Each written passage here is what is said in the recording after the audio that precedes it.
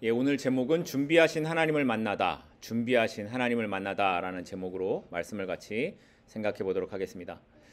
2차 세계대전 중에 독일이 네덜란드를 점령했을 때 그 네덜란드에 코리 텐 붐이라는 분이 계셨습니다. 이 코리 텐 붐 여사는 나치로부터 유대인들을 숨겨주다가 수용소에 끌려가게 되었는데 그 수용소는 하루에도 수백 명씩 죽어나가던 그런 곳이었다고 합니다. 여기서 코리는 그런데 놀라운 경험을 하게 되었다라고 고백을 해요. 이곳에 그녀의 언니 베치가 먼저 잡혀와 있었는데 그 언니가 말하기를 하나님께서 이곳에서도 하나님의 준비하신 은혜가 있었다라는 이야기를 듣는 겁니다. 그게 뭘까요? 그게 뭐냐면 그 교도소 안에 갇혀 있는 그 방 안에 벼룩이 가득했다라는 거예요. 벼룩이 너무 많아서 그 벼룩 때문에 간수가 들어오지 않아서 사람들이 몰래 성경을 읽을 수 있었고, 또 나중에 코리가 석방될 때에는 수용소의 서류 실수로 인해 이름이 잘못 기재되어서 코리가 풀려나게 되었다라는 그런 이야기를 나중에 하게 됩니다. 코리는 이 일을 통해서 이렇게 말을 합니다. 하나님은 우리가 도착하기 전에 먼저 그곳에 계셨습니다. 비록 고통 한가운데 있었지만 하나님이 거기 계셨고 그 상황들 속에서 준비하신 것들을 보여주셨습니다. 그런데 여러분이라면 이런 상황에서 이 코리 여사와 같은 고백을 할 수 있으시겠습니까? 유대인들을 살리기 위해 목숨을 걸었더니 돌아온 결과가 뭐예요? 수용소로 끌려가는 것이고, 수용소에 끌려갔더니 벼룩이 가득했고요. 언니는 그곳에서 또 죽는 그런 상황을 맞이하기도 합니다. 그런데 그것을 고통 가운데서 하나님의 준비하심이라고 받아들일 수 있겠는가 하는 겁니다. 왜 이런 길을 가게 하시지?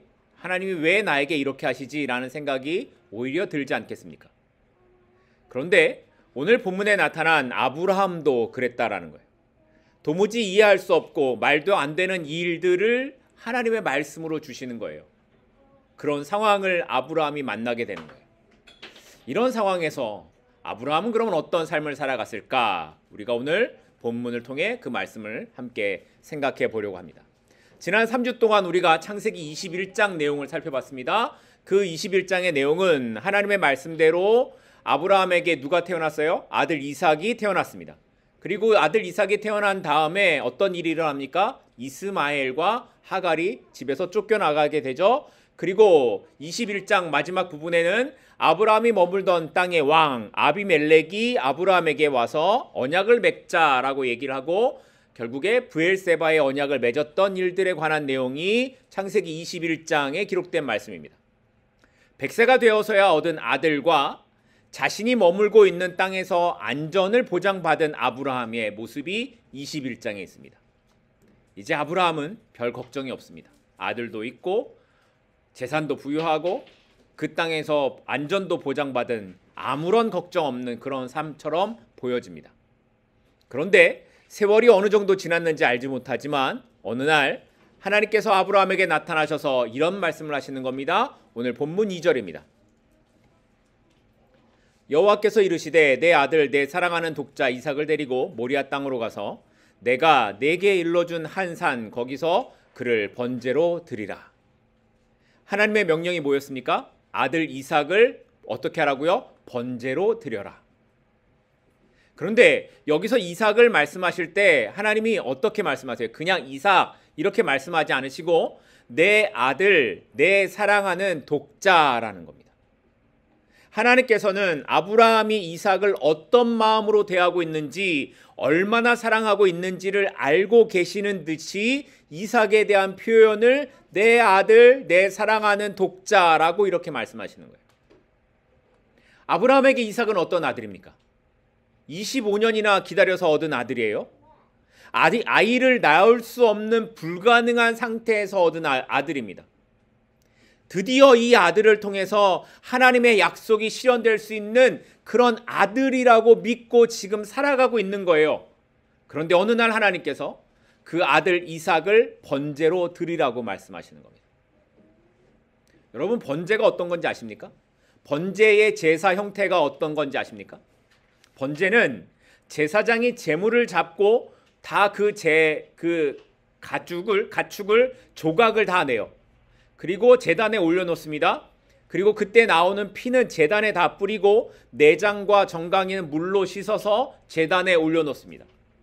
그렇게 모든 제물이 다 제단에 올려지면 그 제물 전체를 불사르는 것이 번제의 형태입니다. 그러니까 이삭을 번제로 드리라라는 이 말씀은 단순히 너 아들 포기하고 살아 이런 정도의 차원이 아니라 사랑하는 아들을 자기 손으로 다 죽이고 각을 뜨고 불로 태워서 제사를 드리라라고 말씀하고 있는 거예요. 여러분, 이게 이해가 되시겠습니까? 여러분이라면 이 말씀을 따를 수 있으시겠습니까? 이건 슬픔이나 걱정 정도의 차원이 아니라 아브라함에게 충격이나 공포로 다가왔을 겁니다.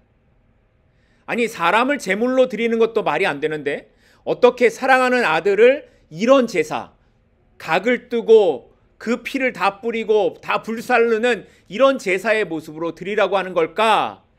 이게 정말 맞는 걸까? 하나님께서 어떻게 이렇게 하라고 하실 수 있을까? 이런 생각이 아브라함에게 들지 않았겠습니까? 그냥 하나님이 주신 재산을 가져가신다라고 하면 그럴 수 있겠습니다라고 할지도 모르죠.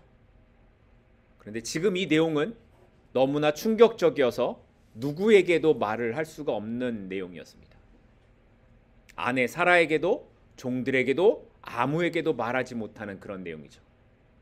그래서 아브라함이 어떻게 합니까? 하루 종일 그 밤새도록 끙끙 앓다가는 성경에 없어요? 아마도 그럴 거예요. 그러다가 그 다음날 아침 일찍 길을 떠나는 겁니다. 자, 그러면 이렇게 상식적이지도 않고 이해할 수도 없는 이런 일을 왜 하나님께서 아브라함에게 요구하셨을까요? 왜 하나님이 아브라함에게 이 일을 요구하셨을까요? 성경에서 나와 있어요. 1절 말씀입니다. 그 대답이 1절에 있습니다. 그 일 후에 하나님이 아브라함을 어떻게 하시려고? 시험하시려고. 이 모든 일들을 하라고 하시는 목적이 뭐라고요? 아브라함을 시험하시려고 라는 겁니다. 하나님께서 아브라함을 테스트하기 위해서 이렇게 요구하셨다라는 거예요. 자, 그러면 우리는 이 내용의 결과도 알고 있고 이 목적도 알고 있어요. 그런데 아브라함은 지금 아브라함의 현재 상황에서는 이게 시험인지 알았을까요? 그렇지 않았을 겁니다. 아브라함에게 하나님이 주신 말씀은 실제 상황이라는 거예요. 이 실제 상황 속에서 아브라함이 이제 결정해야 되는 거예요. 하나님의 말씀인가 아니면 이삭을 살리는 것인가? 이삭을 살리고 내가 불순종할 것인가 아니면 순종하기 위해 아들을 죽일 것인가 하는 선택적인 상황에 아브라함이 놓여 있는 겁니다. 그런데 믿음의 길을 걸어가는 우리의 삶도 마찬가지라고 성경이 말씀하고 있는 겁니다. 우리에게 일어나는 모든 일들은 현재 상황에서는 이게 시험인지 아닌지 우리가 알 수 없다라는 거예요. 마치 이삭을 제물로 드려야만 하는 상황에 놓인 것처럼 우리의 삶이 흔들리고 갈등하며 고통 가운데 놓일 때가 있어요. 그런데 문제는 우리가 알지 못하는 거예요. 이게 시험인지 아닌지. 더군다나 하나님은 침묵하신다는 겁니다. 왜 이런 일이 일어나는지, 왜 이런 시간을 지나가야 되는지 하나님이 아무런 말씀도 하지 않으신다는 겁니다. 그렇다면 하나님은 왜 침묵하실까요? 왜 어떤 일에 대해 설명도 해주지 않으시고 이해시켜 주지도 않으실까요? 그 이유는 하나입니다. 바로 우리의 믿음을 보시기 위해서다라는 거죠. 눈앞의 현실을 받아들이기 어렵고 이해할 수 없는 상황에 있을 때에 하나님을 정말 신뢰할 수 있는가? 하나님이 그걸 보시려고 한다라는 거예요. 하나님이냐 이삭이냐, 하나님이냐 돈이냐, 하나님이냐 성공이냐, 하나님이냐 욕망이냐, 아브라함을 통해 오늘 성경이 우리에게 질문하고 있는 겁니다. 너는 어떤 걸 선택하겠니? 여러분, 믿음은 뭐냐면 믿음은 선택입니다. 하나님을 따르기 위해 다른 것을 내려놓는 선택, 하나님의 말씀을 따르기 위해 내 뜻을 포기하는 선택이 믿음이라는 거예요. 그리고 아브라함은 그 자리에서 하나님을 선택했고 그 선택에 하나님의 준비하심이 있었습니다. 바라기는 우리 모두의 선택이 이 아브라함의 길을 따라갈 수 있기를 소망합니다.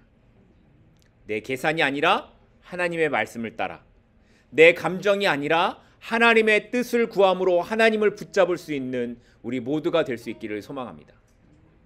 그때에 그 자리에 하나님의 준비하심이 있을 겁니다.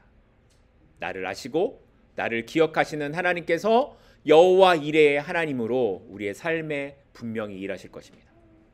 자, 그런데 이렇게 이삭을 번제로 드리라는 하나님의 말씀 앞에서 이상하리만큼 아브라함은 주저함이 없습니다. 주저함이 없이 행동을 해요. 볼까요? 3절입니다. 아브라함이 아침에 일찍 일어나 나귀의 안장을 지우고 두 종과 그의 아들 이삭을 데리고 번제에 쓸 나무를 쪼개어 가지고 떠나 하나님이 자기에게 일러주신 곳으로 가더니, 자, 아브라함이 언제 출발했다고요? 아침에 일찍이 일어나 출발합니다.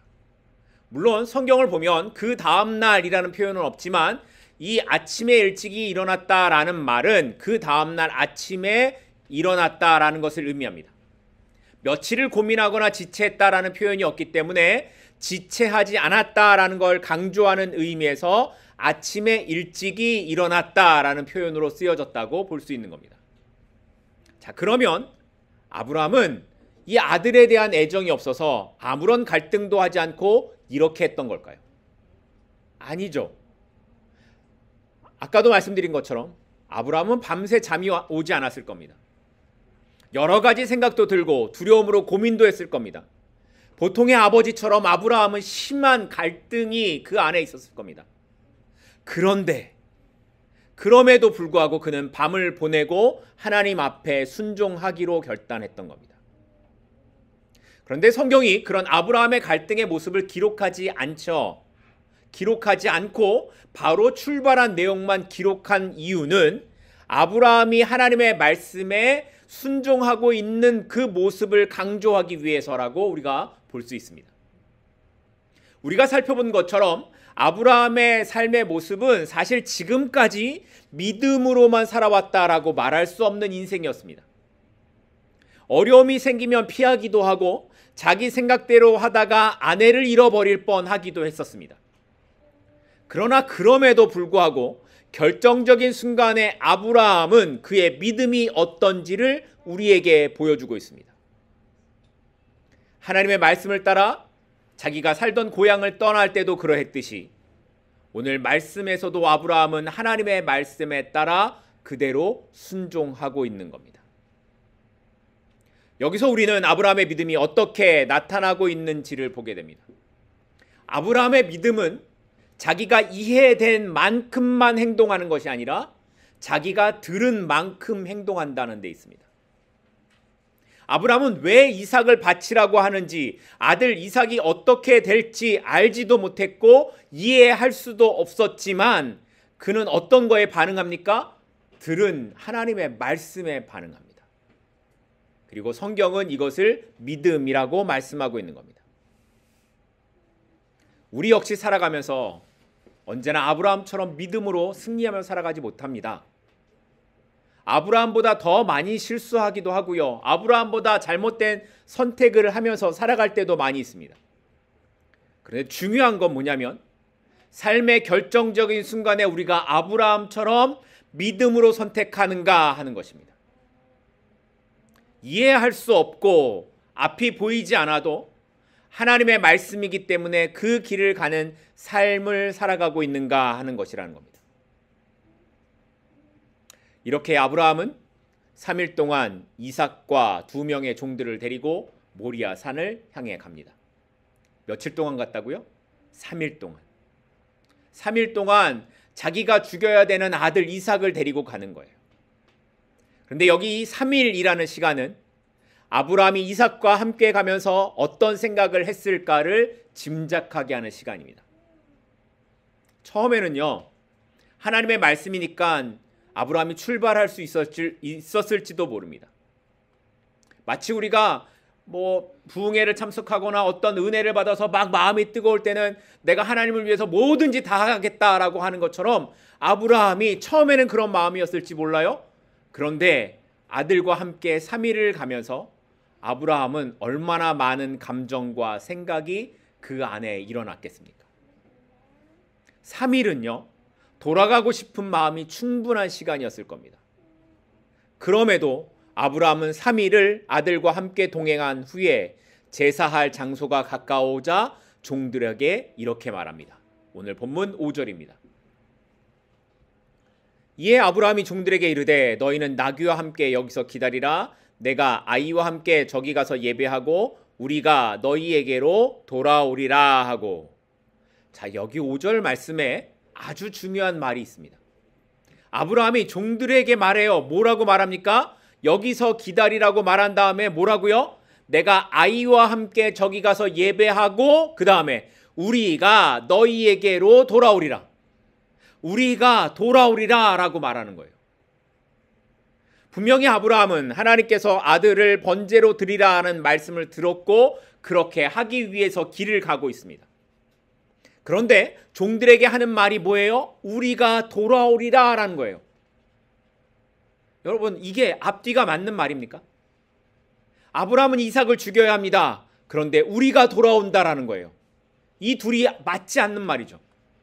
서로 모순되는 말입니다. 그런데 아브라함은 이해할 수 없지만 그에게 이런 믿음이 있었다라는 거예요.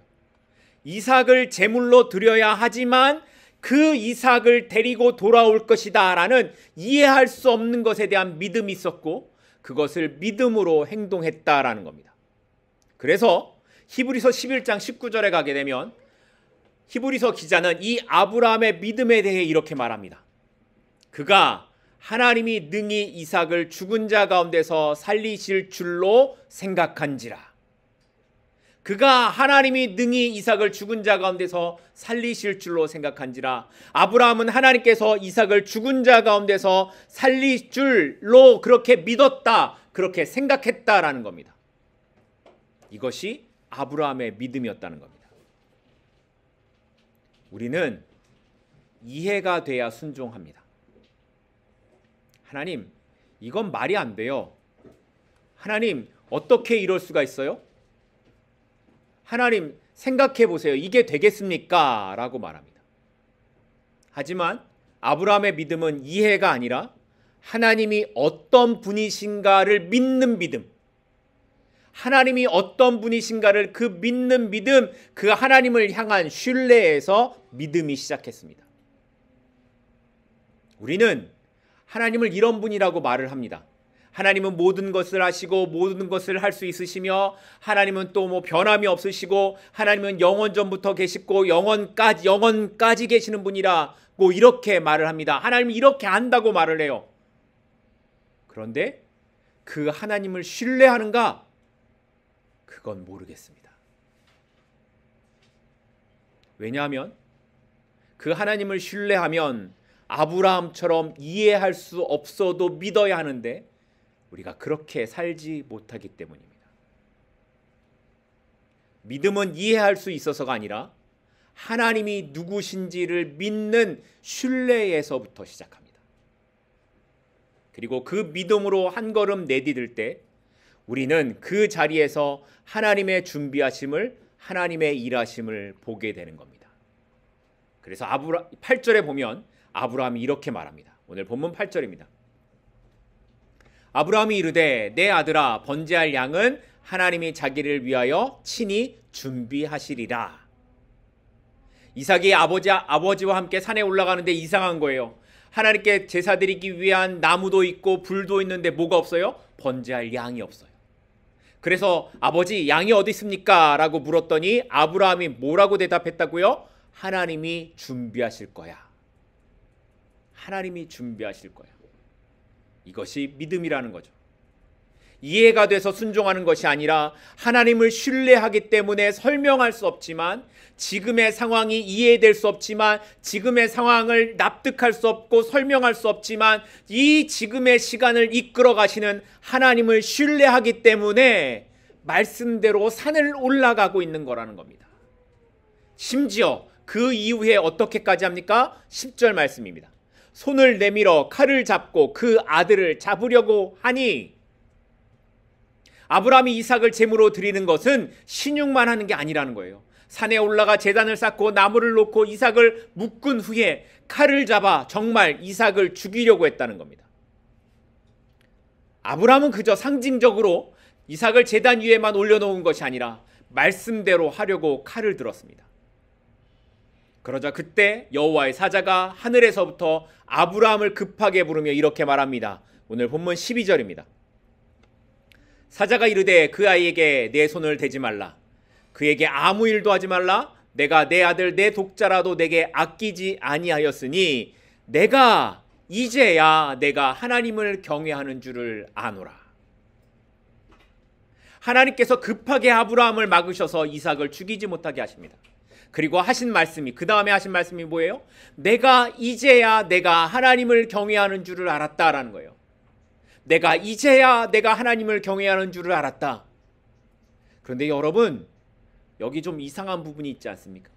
이 말이 좀 이상하지 않습니까? 하나님께서 아브라함이 이렇게 이삭을 죽이기 직전까지 간 것을 보고 나서야 그제서야 아브라함이 하나님을 경외하는 줄을 아셨다라는 말씀처럼 보이죠. 이게 이해가 되십니까? 하나님께서 정말 이전까지는 아브라함이 어떤 마음인지 모르고 계셨다가 아브라함이 이렇게 칼을 들어서 죽이려고 하니까 그때서야 아브라함의 마음을 아셨다라는 말일까요? 전지전능한 하나님이시라면 굳이 이삭을 제물로 드리지 않아도 아브라함의 마음의 상태를 알지 않으셨을까요? 그렇다면 왜 굳이 아브라함에게 하나님은 이런 시험을 하셨던 걸까요? 그리고 여기서 하나님께서 아셨다라는 것의 의미가 뭘까요? 그런데 성경을 보게 되면 오늘 본문과 같은 이런 비슷한 표현들이 여러 곳에서 나오는 것을 우리가 보게 됩니다. 한 두 군데 우리가 보게 되는데, 창세기 18장에 보게 되면 소돔과 고모라의 죄악을 하나님이 표현하실 때 내가 내려가서 과연 그런지 보겠다라고 말씀하세요. 또 출애굽기 2장에서 보면 이스라엘 백성들의 고통을 들으신 후에 하나님께서 그 언약을 기억하셨다라고 기록하고 있습니다. 자, 그러면 이런 모든 상황들, 모든 일들, 이 인간 세상에서 일어나는 이 일들을 하나님이 정말 몰라서 이런 표현을 하셨던 걸까요? 그런데 성경을 보면 하나님께서는 모든 것을 다 아신다라는 것을 정말 많은 곳에서 기록합니다. 시편 139편을 보면 주께서는 내가 앉고 일어섬을 아시고 나의 생각을 아신다라고 말씀하고 있고요. 역대상 28장에 보면 여호와는 모든 마음을 아시고 우리의 모든 의도까지도 아신다라고 말씀하십니다. 심지어 마태복음 10장에 보게 되면 하나님은 우리의 머리털까지도 세신 바 되었다라고 말씀합니다. 자, 그러면 오늘 말씀처럼 이제야 내가 나를 경외하는 줄을 알았다라는 이런 표현의 말씀들은 어떤 의미가 있는 걸까요? 이것은 하나님께서 이제서야 새로운 사실을 알게 되었다라는 의미가 아니라 이것을 통해 아브라함의 믿음이 명확하게 드러났고 그것을 하나님께서 인정하셨다라는 의미가 있는 겁니다. 다시 말해 이 말씀의 의미는 이 아브라함의 믿음이 이 행동으로 입증되었고 그 믿음을 하나님께서 기뻐하시고 인정하셨다라는 선언의 의미가 있는 겁니다. 그러니까 하나님께서 몰라서가 아니라 이제 내가 너를 인정해 라는 칭찬과 선언의 의미가 있었다라는 거예요. 이렇게 하나님의 인정을 받게 된 아브라함이 이제 그 이후에 눈을 들어 보니 순양 한 마리가 수풀에 걸려 있는 걸 보았고 그 양을 잡아 번제로 드린 후에 그곳 이름을 뭐라고 불렀습니까? 여호와 이레. 여호와 이레라고 불렀습니다. 14절 말씀입니다. 아브라함이 그 땅 이름을 여호와 이레라 하였으므로 오늘날까지 사람들이 이르기를 여호와의 산에서 준비되리라 하더라. 자, 그런데 여러분 보세요. 이 말씀을 보게 되면 순양이 걸려 있는 걸 아브라함이 봐요. 그런데 산에 올라와서 아브라함이 뭘 합니까? 제단을 쌓고 나무를 쌓고 이삭을 묻고 결박한 후에 이삭을 죽이려고 하기까지 많은 시간을 그 산 위에서 아브라함이 보냈습니다. 근데 그 보내는 시간 동안에 아브라함이 순양을 봤습니까? 못 봤습니다. 못 봤어요. 그런데 하나님이 막으시고 보게 하시니까, 눈을 들어 보게 하시니까 그 이후에야 아브라함이 순양을 보게 되더라는 겁니다. 아브라함이 예상했던 일이 아니었는데 보게 하시니까 아브라함이 보게 되는 거예요. 우리는 우리 주변에 일어나는 모든 일들에 대해 우리가 알 수 있다고 생각해요. 우리가 다 보고 우리가 판단하고 우리가 난 다 알아 라고 생각하고 살아가요. 그런데 우리는 어떤 존재냐면 하나님이 보여주지 않으시면 볼 수 없는 존재라는 거예요. 순양이 걸려 있었지만 하나님이 눈을 들어 보게 하지 않으시면 우리는 볼 수 없는 존재라는 거예요. 우리는 다 아는 것 같고 다 보는 것 같지만 하나님이 막으시면 보지 못하고 알 수 없는 존재라는 거예요. 하나님이 보게 하셔야 볼 수 있는 거예요. 그래서 아브라함이 그곳을 여호와 이레, 여호와께서 준비하셨다라고 불렀다는 겁니다. 근데 여러분, 이 말을 아브라함이 언제 했습니까? 산에 오르면서 산에 오를 때 어린 양이 어디 있냐는 이삭의 질문에 대해 아브라함이 했던 말입니다. 하나님이 준비하신다. 아브라함은 산에 올라가면서 하나님이 준비하신다라고 말을 했는데 마지막에 어떻게 하셔서요? 하나님이 여호와 이레, 하나님으로 아브라함에게 말 그대로 나타나신 겁니다. 아브라함은 자신의 믿음의 고백대로 걸어갔고 하나님은 그 믿음대로 응답하셨습니다.